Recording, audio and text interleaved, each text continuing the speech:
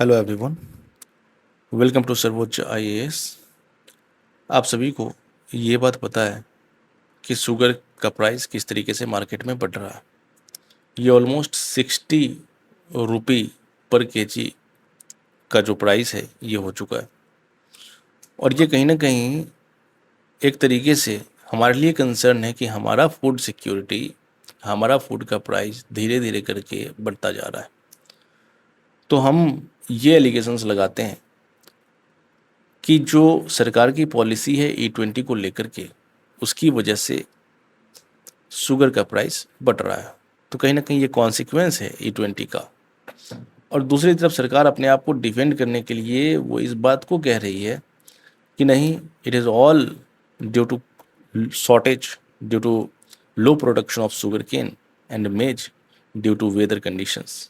Weather conditions was not favorable during this monsoon, and due to all these conditions, sugarcane production was not up to mark.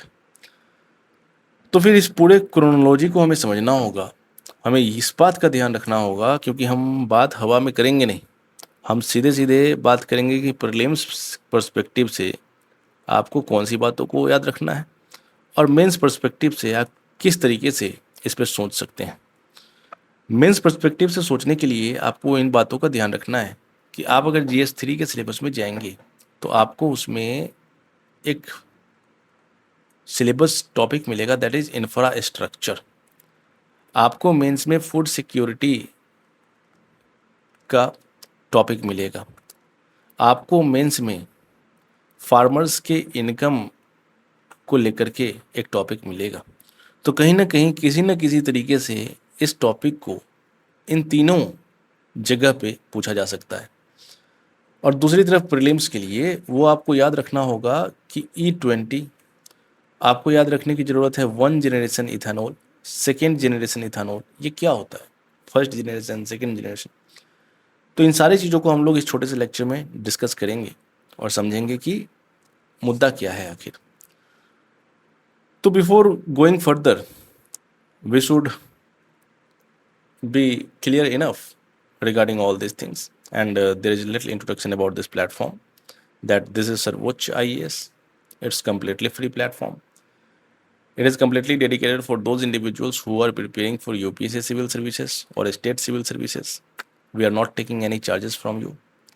Currently we are providing anthropology optional and complete package for GS2 and GS3.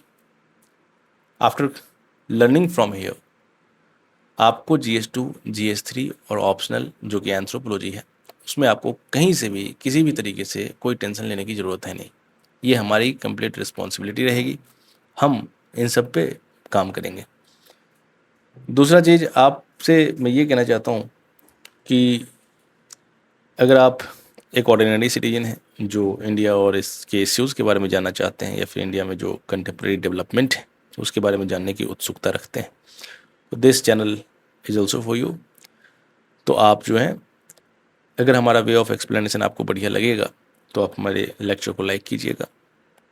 इसमें किसी भी तरीके से कोई doubt हो आप हमसे comment box में पूछिएगा, और ज़्यादा से ज़्यादा लोगों तक शेयर कीजिएगा, ताकि जो नीडफुल लोग हैं, जो पढ़ाई करना चाहते हैं, जो IAS IPS बनना चाहते हैं, और जिनके पास उतने पैसे नहीं हैं कि वो बड़े कॉरपोरेट इंस्टीट्यूशन में अपना एनरोलमेंट ले सकें, उनको शेयर कीजिएगा, ताकि इस फ्री इनिशिएटिव से उनका भी कुछ फ़ायदा हो सके। तो चलिए, विदाउट वेस्टिंग मच टाइम, हम पूरे होल इशू को समझने की कोशिश करते हैं।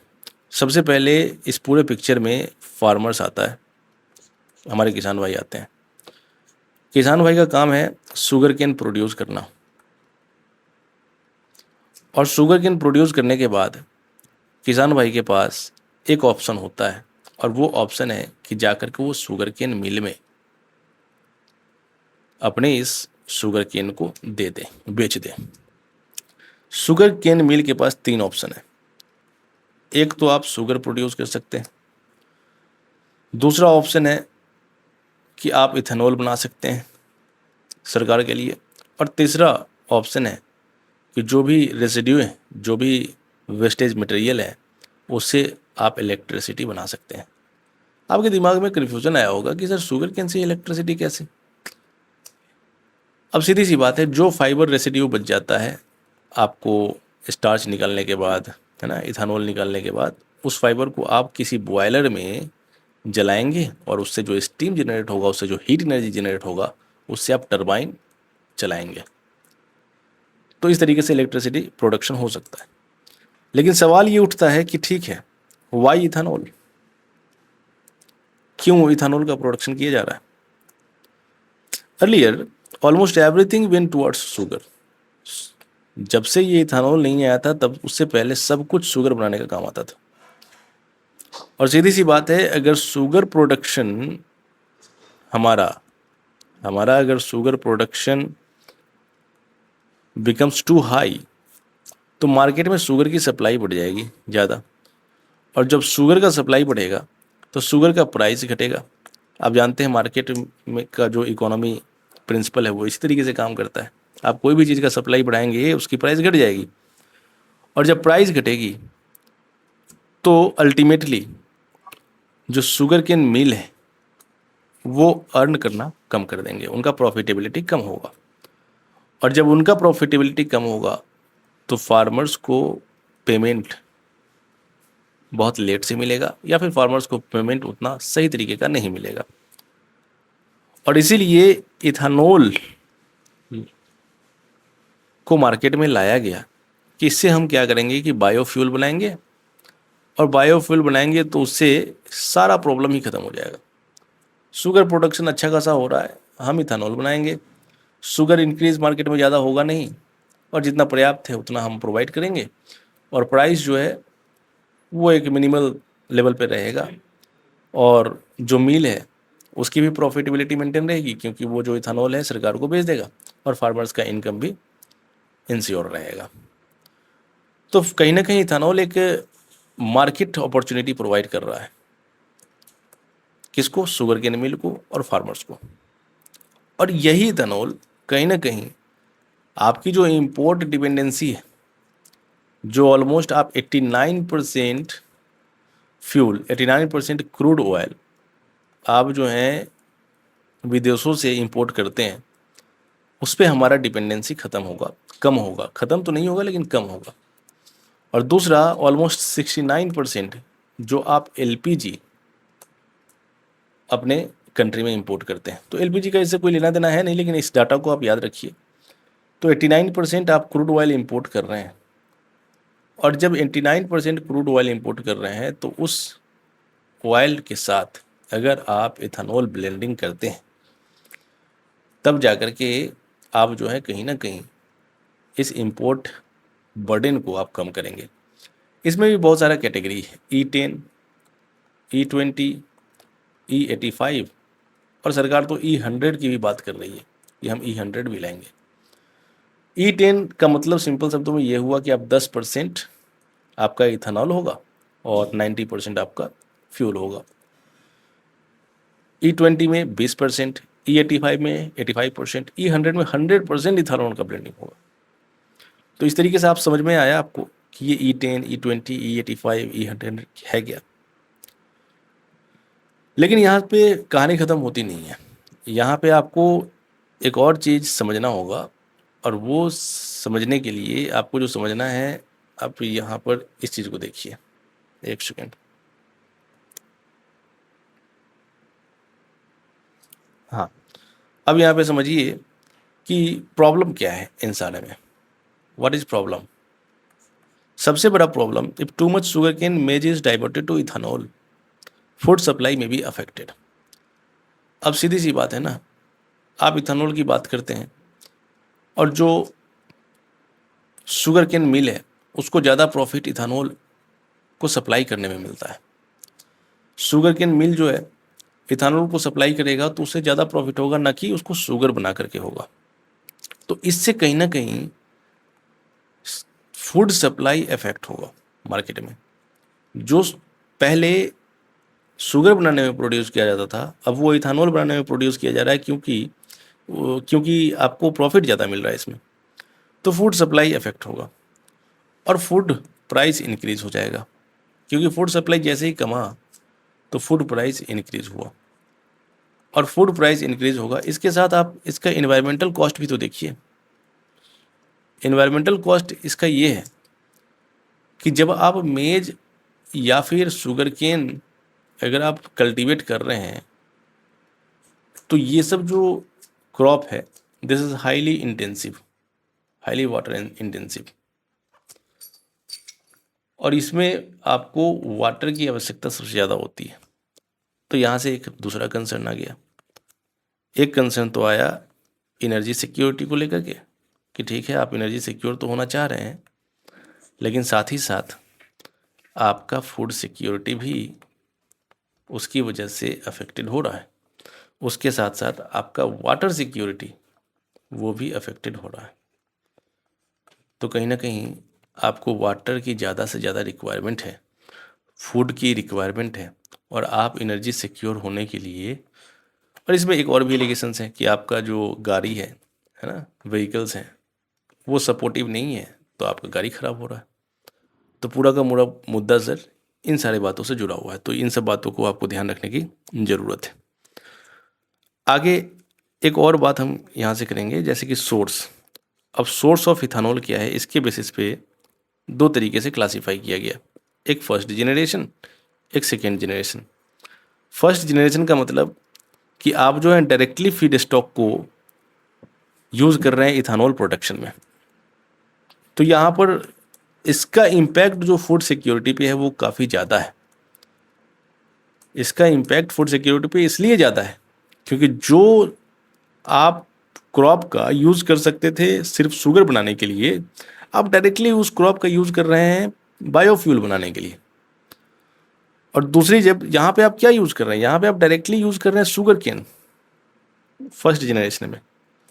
यहाँ पे आप क्या यूज़ कर रहे हैं, यहाँ पे डायरेक्टली आप यूज़ कर रहे हैं मोलासिस। यहाँ पे आप डायरेक्टली मेज का यूज़ कर रहे हैं। और सेकेंड जनरेशन जो है वो वेस्टेज मटेरियल है, और वेस्टेज मटेरियल जो कहीं भी यूज़ ना हो उसका अगर आप यूज़ करते हैं फ्यूल बनाने के लिए, इथानॉल बनाने के लिए, तो वो ज़्यादा बढ़िया है ना। पर आप तो ये कर रहे हैं ना। तो सर ये जो फर्स्ट जनरेशन है this is completely not beneficial for Indian people. So it directly impact food security of India. And that's why, as far as the prices of sugarcane is concerned, as far as the increase in prices of sugar is concerned, I think this is the main issue. Weather एक issue है, मैं completely agree कर रहा हूँ इस बात से कि वेदर है, क्योंकि इस बार पर्याप्त मात्रा में पानी नहीं हुआ, और पानी नहीं हुआ तो वेदर कंडीशंस तो आपका अफेक्टेड है, इसलिए नहीं हुआ। तो वेदर कंडीशन एक चैलेंज है, एक रीजन है ना। तो पूरा का पूरा मुद्दा आपको यहाँ पे समझ में आया। तो आपको प्रीलिम्स पर्सपेक्टिव से सोर्स ऑफ इथानॉल के बेसिस पे आपको ये बात याद रखना है 1G 2G क्या होता है। आपको शुगर को लेकर के ये बात याद रखना है कि 7th शेड्यूल में किस तरीके का रेगुलेशन है, 7th शेड्यूल में किसके पास ये अधिकार है कि शुगर पे लॉ बनाए। अगर आप देखेंगे तो जो शुगर है ना वो दो चीज़ कॉन्करेंट लिस्ट में आएगा, है ना। वैसे डायरेक्टली एक्सप्लिसिटली ये लिखा हुआ नहीं है, लेकिन सीधी सी बात होती है कि जब भी आप किसी कमोडिटी को ट्रेड करने की बात करते हैं, है ना, क्योंकि शुगर एक एसेंशियल फूड, इसके बिना हर कोई भी घर शुगर के बिना जी नहीं सकता। तो ये एक एसेंशियल कमोडिटी है, और इस एसेंशियल कमोडिटी में अगर आपको ट्रेड करना हुआ तो trade related law, industry related law union list बनाएगी, और अगर आपको कल्टीवेशन करना हुआ शुगर केन का तो उससे रिलेटेड लॉ स्टेट बनाएगी। सरकार शुगर केन पर, जो सेंटर लेवल पे जो सरकार है, वो शुगर केन पर FRP फेयर एंड रेम्युनरेटरी प्राइस घोषित करती है, इस पे मिनिमम सपोर्ट प्राइस घोषित करती है, और स्टेट के पास अपना भी है कि स्टेट भी इस पर सजेस्टिव प्राइस या फिर एडवाइज्ड प्राइस जो है वो बता सकता है। एडवाइज्ड प्राइस ये इसलिए होता है क्योंकि फार्मर का किसी तरीके से लॉस ना हो। तो आप एक तरफ फार्मर की इनकम बढ़ाने के लिए, आपके पास पैराडॉक्स ये है कि आप फार्मर का इनकम तो बढ़ा रहे हैं एक तरफ, लेकिन क्या उससे फूड सिक्योरिटी में बैलेंस कर पा रहे हैं? आप अपनी इम्पोर्ट डिपेंडेंसी को कम कर रहे हैं, लेकिन क्या इससे आप फूड सिक्योरिटी को बैलेंस कर पा रहे हैं? This is the bigger challenges.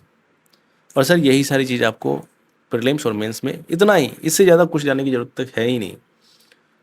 बस इतना याद रखिए, क्वेश्चन जब आएगा मेंस में आपके दिमाग में खटाक से आ जाएगा कि आपको क्या लिखना चाहिए। मैं आपसे एक्सप्लेन किया हूँ ऑलरेडी 2026 का जीएस पेपर 1 और जीएस पेपर 2 में मैं आपको प्रूफ दिखाया हूँ कि आपको सिर्फ और सिर्फ एक ब्रीफ जानकारी होनी चाहिए किसी भी चीज़ों के बारे में। आंसर आपका अपने आप लिखाएगा, और उसके पीछे जो रीज़न है वो सिंपल है। आपका दिमाग सही तरीके से, स्ट्रक्चर्ड तरीके से काम करना चाहिए, सोचने का तरीका आना चाहिए आपको। आपने अगर सोचने का तरीका सीख लिया, आंसर अपने आप आपसे लिखाएगा। कोई चैलेंज नहीं है, कोई बहुत बड़ी चैलेंज नहीं है। आंसर राइटिंग सबसे सिंपल राइटिंग है सर। तो चलिए मिलते हैं फिर नेक्स्ट लेक्चर में अगले नए कॉन्सेप्ट्स के साथ। तब तक के लिए इजाज़त दीजिए, और इससे पहले हमारे इस लेक्चर को लाइक करना ना भूलें। किसी तरीके का कोई डाउट हो कमेंट बॉक्स में उसे मेंशन करना ना भूलें। अगर मेरा वे ऑफ एक्सप्लेनेशन आपको बढ़िया लगे तो फिर आप कमेंट बॉक्स में मुझे बता सकते हैं कि मेरा वे ऑफ एक्सप्लेनेशन बढ़िया है। इससे मुझे मोटिवेशन मिलेगा और मैं आपके लिए और भी लगन के साथ मैं काम करना शुरू करूँगा। तीसरा चीज़, ज़्यादा से ज़्यादा लोगों तक शेयर करें, जिससे इस फ्री इनिशिएटिव से बहुत सारे हमारे मित्रों, बहुत सारे हमारे भाइयों और दोस्तों का भला हो सके, और वो भी अपने इस एग्ज़ाम में बिना किसी चैलेंज के, बिना किसी इकोनॉमिक ऑब्स्टेकल्स के अपने प्रिपरेशन को कंटिन्यू रखें। That's it.